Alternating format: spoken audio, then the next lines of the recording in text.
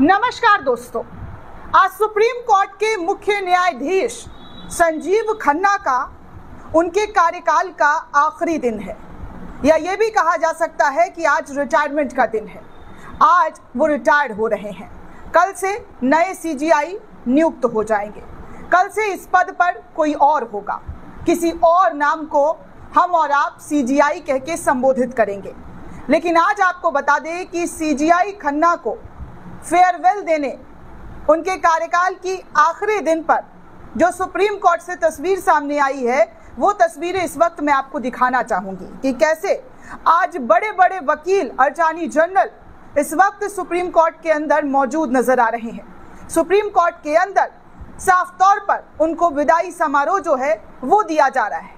आज जस्टिस संजीव खन्ना के कार्यकाल का आखिरी रोज है। अटॉर्नी जनरल सहित सुप्रीम कोर्ट के तमाम बड़े वकील उनकी तारीफों में कुछ कुछ बोल रहे हैं। जस्टिस खन्ना के खिलाफ आपको याद होगा आपत्तिजनक बयान को लेकर शिकायत दर्ज की गई थी। अटॉर्नी जनरल को वो शिकायत भेजी गई थी। अवमानना की कार्रवाई चलाने के लिए उनसे मंजूरी मांगी गई थी, लेकिन अटॉर्नी जनरल ने उस पर अपनी मंजूरी नहीं दी। बीजेपी सांसद निशिकांत दुबे ने कहा था कि जस्टिस खन्ना इस देश में गृह युद्ध के लिए जिम्मेदार है। लेकिन आज जिस तरीके से, जिस सादगी के साथ जस्टिस खन्ना अपनी विदाई समारोह का हिस्सा बने हैं, वो वाकई काबिल तारीफ है। जिस तरीके से उन्होंने उन तमाम चीज़ों को इग्नोर किया जो उनकी काबिलियत पर सवाल उठा रहे थे, जो उनकी काबिलियत को लेकर अनाप शनाप बोल रहे थे, आज बिना कुछ बोले, बिना कुछ कहे उन्होंने अपनी काबिलियत दिखा दिखा कर तमाचा जड़ दिया है, बिना किसी भी लाग रपेट करके। दोस्तों, आज मैं आपको बताऊंगी संजीव खन्ना के कार्यकाल के बारे में कि उन्होंने 6 महीने के अंदर कैसे ऐतिहासिक फैसले लिए। आज उनका कार्यकाल खत्म हो रहा है, लेकिन बड़े बड़े फैसले लेकर बड़े बड़े लोगों को जरूर चौंका दिया। कम बोलने वाले जस्टिस खन्ना ने वो काम किया जो शायद, जी हाँ, जो शायद बहुत से कम लोगों के अंदर देखने सुनने को मिलता है। और खासकर सुप्रीम कोर्ट के जस्टिस पर किस तरीके से गंभीर आरोप लगते रहे हैं, ये भी किसी से छुपा नहीं है। कुछ जस्टिसों की बात कर रही हूँ दोस्तों, उन पर बहुत गंभीर आरोप लगे हैं कि सरकारी पद पाने के लिए किस तरीके से जो है उनके ऊपर कई सारे सवाल खड़े किए गए। खैर, आज जस्टिस खन्ना के बारे में बात करूंगी कि जस्टिस खन्ना जो है वो बातें कम, काम ज्यादा करने में भरोसा रखने वाले जस्टिस हैं। वो बातें कम किया करते थे लेकिन काम ज्यादा करते थे। चीफ जस्टिस संजीव खन्ना के कार्यकाल को कम शब्दों में समझना चाहें तो शायद ये कहना सबसे सही होगा कि जजों के बारे में पुरानी कहावत है कि वो अपने फैसले या आदेशों के जरिए ही बोलते हैं। 13 मई को रिटायर्ड, यानी कि आज का दिन उनके लिए बेहद भावुक भरा पल है। वो आज रिटायर्ड हो रहे हैं। जस्टिस खन्ना हमेशा इस परंपरा का पालन करते हुए नजर आए हैं दोस्तों कि वो बहुत कम बोलते हैं, अपनी बातें आदेशों और फैसलों के जरिए ही रखते हैं। उन्होंने कभी कोई ऐसी टिप्पणी नहीं की जिस पर चर्चा का विषय बना हो, जिस पर चर्चा के लिए उन पर कोई उंगली उठाओ। उनका कार्यकाल एकदम सादगी भरा रहा। चीफ जस्टिस खन्ना का व्यक्तित्व अपने पूर्ववर्ती चीफ जस्टिस डीवाई चंद्रचूड़ से बिल्कुल अलग था। चंद्रचूड़ खुलकर अपने विचार रखते थे, वही खन्ना अल्पभाषी थे। 11 नवंबर 2024 को भारत के मुख्य न्यायाधीश बने जस्टिस खन्ना का कार्यकाल मात्र 6 महीने का रहा, लेकिन उन्होंने इस पीठ में कई ठोस निर्णय से प्रभावशाली और यादगार जो है बना दिया। ये निर्णय उन्होंने न्यायिक और प्रशासनिक दोनों स्तर पर लिए। पहले, जी हाँ, आपको बता दूं दोस्तों कि पहले उनके प्रशासनिक फैसलों के बारे में बात कर लेते हैं, क्योंकि दिल्ली हाई कोर्ट के जज जस्टिस यशवंत वर्मा के घर पर जले हुए कैश की बरामदगी के मामले में उन्होंने बेहद सख्त और पारदर्शी रवैया अपनाया। उन्होंने मामले से जुड़े सभी तथ्य सुप्रीम कोर्ट की वेबसाइट पर सार्वजनिक कर दिए। 3 जजों की कमेटी बनाकर जांच करवाई। जब रिपोर्ट में वर्मा पर लगे आरोपों की पुष्टि हुई तो उनसे पद छोड़ने के लिए कहा गया। वर्मा ने इनकार करने के बाद रिपोर्ट राष्ट्रपति को भेज दिया गया ताकि संसद में महाभियोग के जरिए उनको पद से हटाया जाए। ये जस्टिस खन्ना के जरिए किया गया बेहद कठोर निर्णय और कठोर कदम, ताकि न्यायपालिका पर लोगों का भरोसा बना रहे।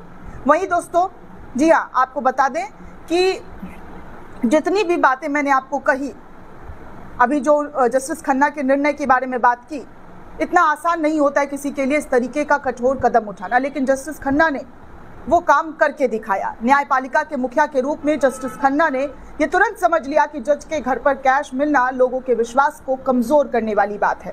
उन्होंने उच्च स्तर की पारदर्शिता और जवाबदेही दिखाकर लोगों को भरोसा बनाए रखने का लगातार प्रयास किया। इस तरीके का निर्णय एक बेहद सख्त और ईमानदार व्यक्ति ही ले सकता है, जो जस्टिस खन्ना के अंदर नजर आया।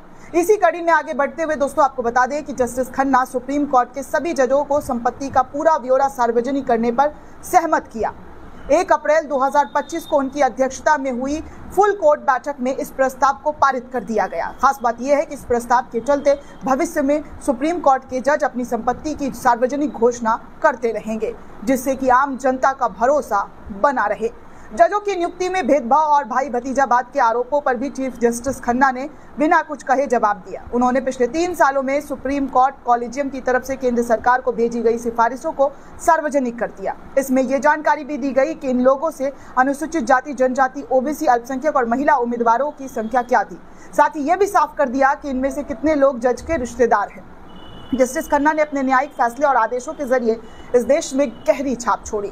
पुराने मंदिरों पर दावे के लिए देश में मन में दाखिल हो रहे मुकदमों को उन्होंने रोक लगा दिया। उन्होंने साफ किया कि 1991 के प्लेसेस ऑफ वर्शिप एक्ट की वैधता पर सुप्रीम कोर्ट के फैसले तब तक ना किए जाए, तब तक मुकदमे निचली अदालत में या किसी भी कोर्ट में दाखिल ना किए जाए, इस तरीके का आदेश दिया। पहले दायर हो चुके मुकदमे में भी कोई अदालती किसी भी तरीके का आदेश ना दे, इसके लिए भी सख्त लहजों में उन्होंने संदेश दिया।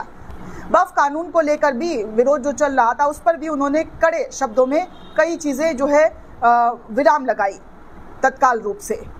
दोस्तों, सुप्रीम कोर्ट के कार्यकाल को लेकर ये शिकायत हमेशा जारी रही है कि बड़े वकीलों को प्राथमिकता दी जाती है, उनके अनुरोध पर मामले की जल्द सुनवाई की जाती है। चीफ जस्टिस खन्ना ने इस पर विशेष ध्यान दिया। उन्होंने उनके दौर में जल्द सुनवाई के मौखिक अनुरोध की व्यवस्था बिल्कुल रोक दी। उन्होंने बड़े से बड़े वकील को मौखिक अनुरोध करने से मना कर दिया और कहा कि वो तय प्रक्रिया के मुताबिक ही रजिस्ट्री की कार्रवाई को सुनकर लेकर अनुरोध पत्र दे। तो इस तरीके की बातें जो है जस्टिस खन्ना के कार्यकाल में देखने सुनने को मिली, जिसे आज, जी हाँ, आज हर कोई याद करके भावुक होता हुआ नजर आ रहा है। दोस्तों, इस पूरे रिपोर्ट को लेकर आप क्या सोचते हैं, आपकी क्या प्रतिक्रिया में कमेंट करके जरूर बताइएगा। साथ ही साथ चैनल को ज़्यादा से ज़्यादा लाइक, शेयर और सब्सक्राइब करना बिल्कुल भी ना भूलें। धन्यवाद दोस्तों।